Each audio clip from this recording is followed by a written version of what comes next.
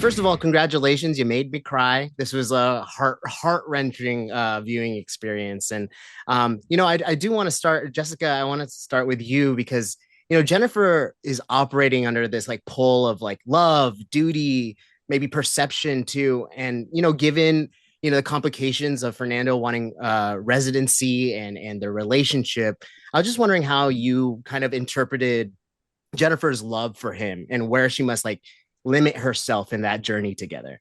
What I really appreciated is the family experience that Michelle created for Jennifer in terms of the father and the brother, and this idea that she has been navigating this patriarchal society where she has not really had control of her choices.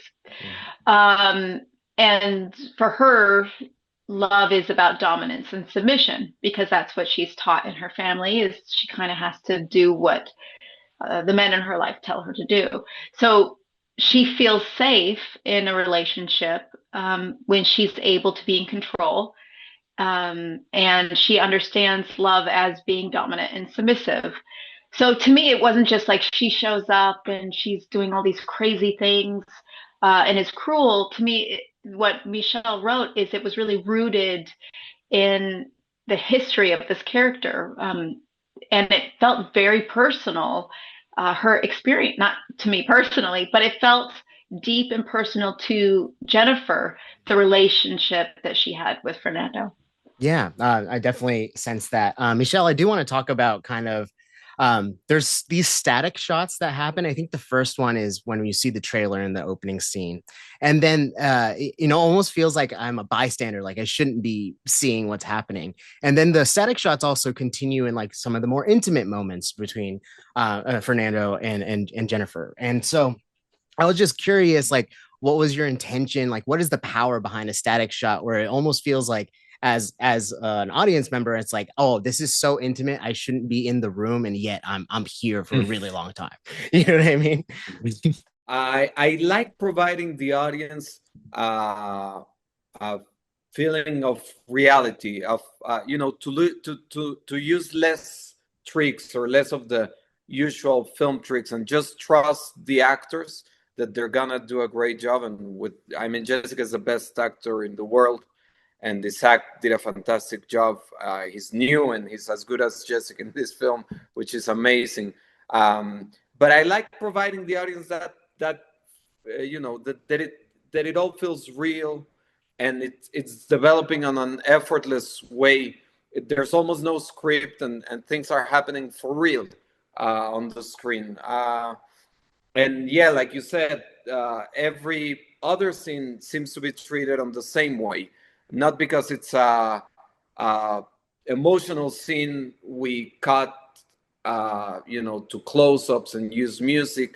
The emotion should come from the good performances and not from film tricks, if that makes sense. Totally. Yeah. I think it helped make the film feel very visceral. Like I said, I felt I was like there in San Francisco with you guys. But Isaac, I want to talk about this. First of all, this is my first time seeing you dance. I wish I could move like that. But that being said, you're as an actor, you're able to pull from that past experience and kind of embolden your character, right?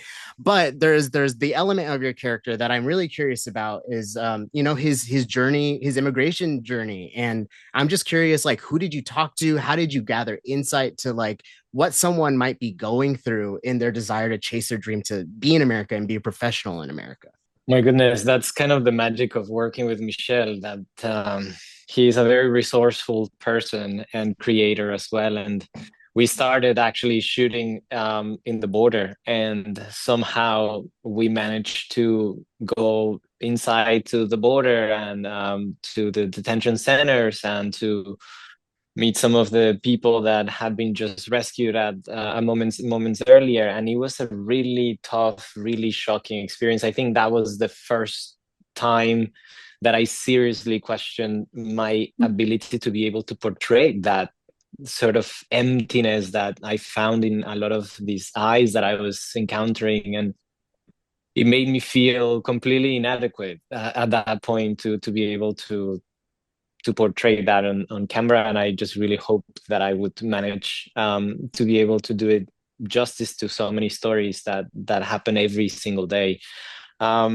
And then I am a sort of outgoing, friendly person in general. So in San Francisco, when I walk around the streets, and now I go back, I'm living in New York, but when I go back, I have so many friends that work the restaurants and the bars. And literally, it's like I'm in Mexico, I'm crossing the street with my son, and they're like, hey, hola, nah.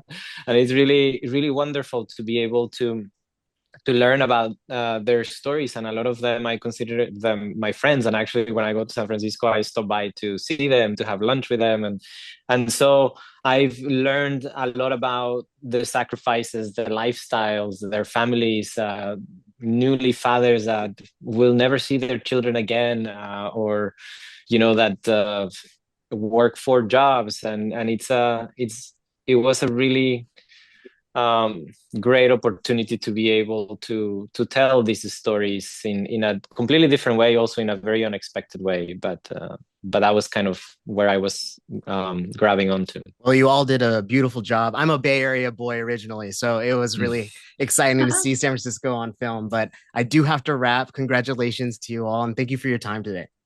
Thank you, Lon.